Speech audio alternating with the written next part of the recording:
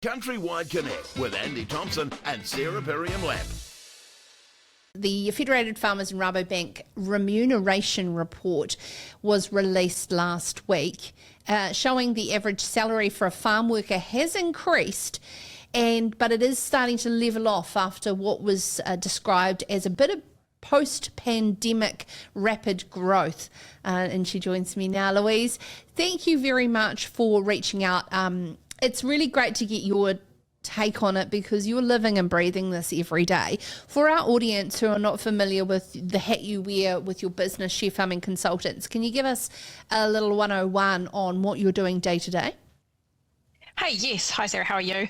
I am specialising in working with farm owners, contract milkers and share milkers, but I also support them in good employment relationships too.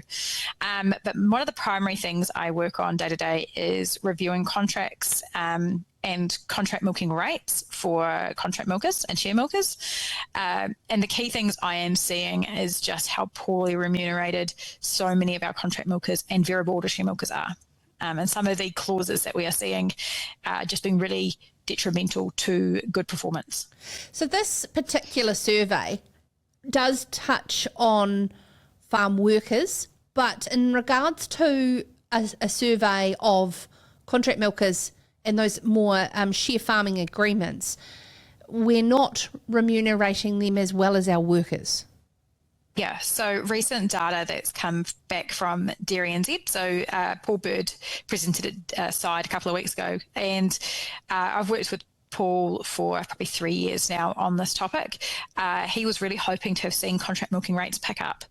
And what we're seeing is about 25 to 35% of contract milkers are actually worse off than if they would have been employed as a manager, which means they would have sick leave, annual leave, weekends off, holidays. And some of these contract milkers are actually leaving roles in debt. So, and some of it definitely is poor financial management, but definitely not all of it. Yeah, it's very interesting. It is a topic that's discussed in our household on the opportunities in farming for Will and I, and I can totally relate with this particular topic. The thing is why do we need contract milkers to still be coming through the system? Why is it important to the dairy industry? I know that might sound like a really basic question, but as opposed to, a new generational era of farm managers instead. So this was actually something that has been a New Zealand Inc. thing since about the turn of the 20th century. So we're talking about like 1900 to 1910 and as late as about 1920. They realised at that point, hold on, we've got these farms, we've got no succession. Who is here to buy them? We need people to be growing equity. And at the time, it was variable order share milking. In today's era, it's primarily contract milking. We are seeing more variable order share milking agreements, but those contract milkers are there to be building equity and learning about business and farm management. So those contract milkers are our next generation of farm owners. They will either get there by going to herd owning share milking, but again, to do that, you've got to build up a serious amount of equity in today's cow prices, or they're going to skip herd owning share milking and go either directly to buy a farm or equity partnerships, which are becoming more common. And if we're not doing that, there is not going to be New Zealand farmers here to purchase those farms. So federated farmers talk often about, let's fix the contract, let's up the financial literacy, but you're saying that that's not enough, that there's more that needs to be done. What needs to be? There's more that needs to be done. So the Federated Farmers contract is one on the market. Big corporates often have their own, and then you've got other contracts that are in the marketplace. So Feds fixing their contract is not going to solve anything because the worst ones aren't actually coming through the Feds contracts, although they do, they're just not filled in correctly.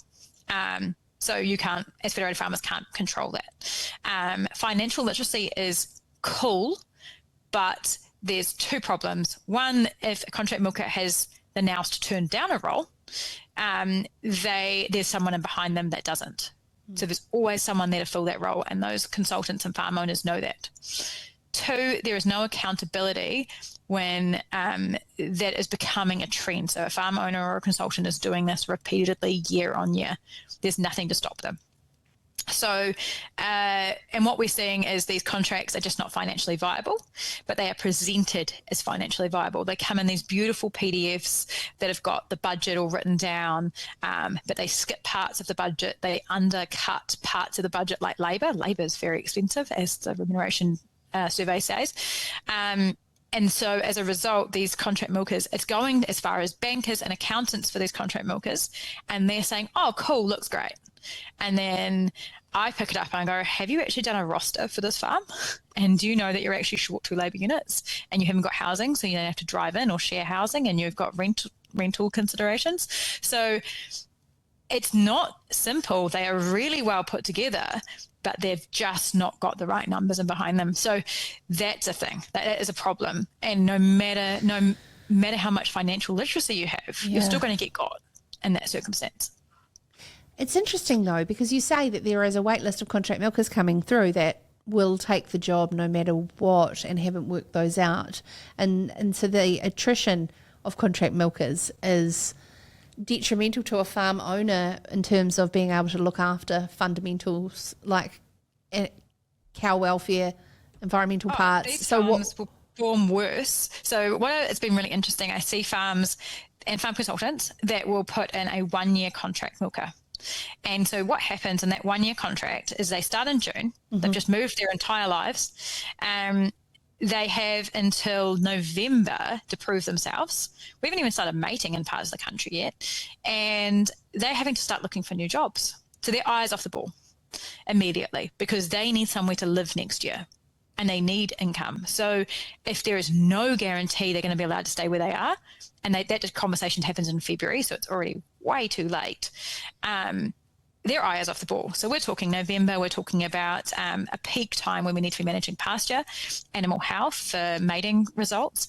We need to be keeping our eye on the ball in terms of fatigue of our staff, fatigue of our contract milker. That's when we start spraying and managing nutrients. And there are so many things at that point in the season that your contract milker is already not performing at their best. So why are we seeing this? And so that farmers are actually kind of cutting themselves out.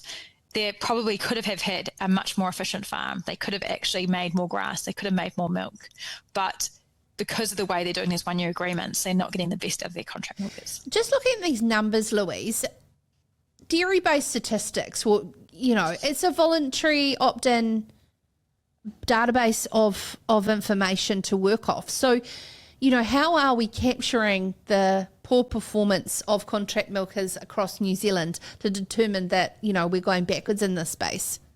So this is something that Paul brought up, and that's something we're discussing, and how do we encourage more contract milkers and share milkers to opt into dairy base. We know that we capture the top performers really well.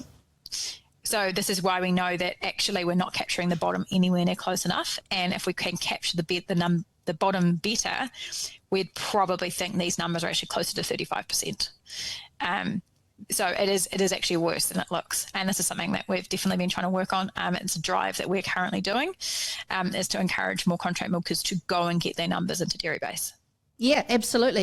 And that's that catch-22 thing, is that then you can actually genuinely see whether contract milking stacks up, or you go back farm managing, really.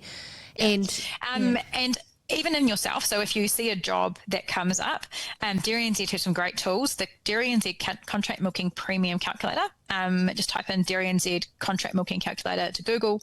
That calculator will help you compare the role to a manager's role. So you immediately, it picks up all the taxation benefits of being self-employed, and it'll then compare what's better. And in most contracts I see, it's often worse. So do that yourself. Don't rely on the consultant or the farm owner doing it, and then present those numbers to them. When you go back to negotiate, there is a real legal difference between an employee and a contractor. A contractor is legally required to be able to set the rate to ensure they can make a profit. An employee has to be legally remunerated the minimum wage, but beyond. Is Louise frozen there? If you either want it or you don't. And so that's actually not legal. So it will be very interesting to see at some point if one of these contracts goes to court to be tested to see if it's an employment agreement. It already happened with Uber. It already happened with New Zealand couriers. I can see it happening with contract milkers.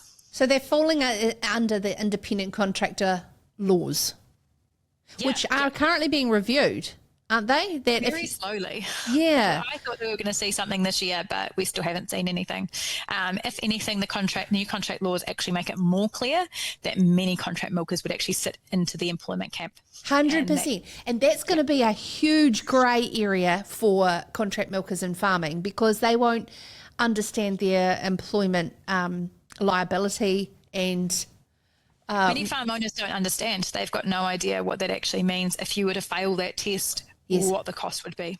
So my understanding is you can be a contractor, but if more than 60% of your income comes from one source, you're deemed an employee.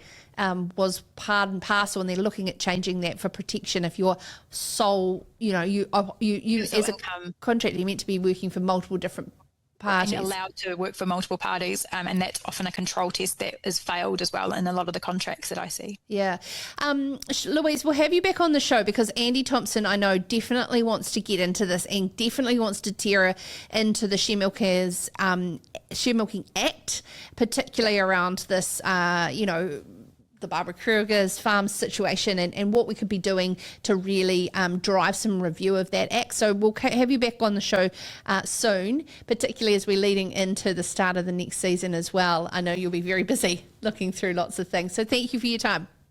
Oh, thank you for having me. Talk to you soon. Cheers. CountryWide Connect with Andy Thompson and Sarah Perriam-Lampp.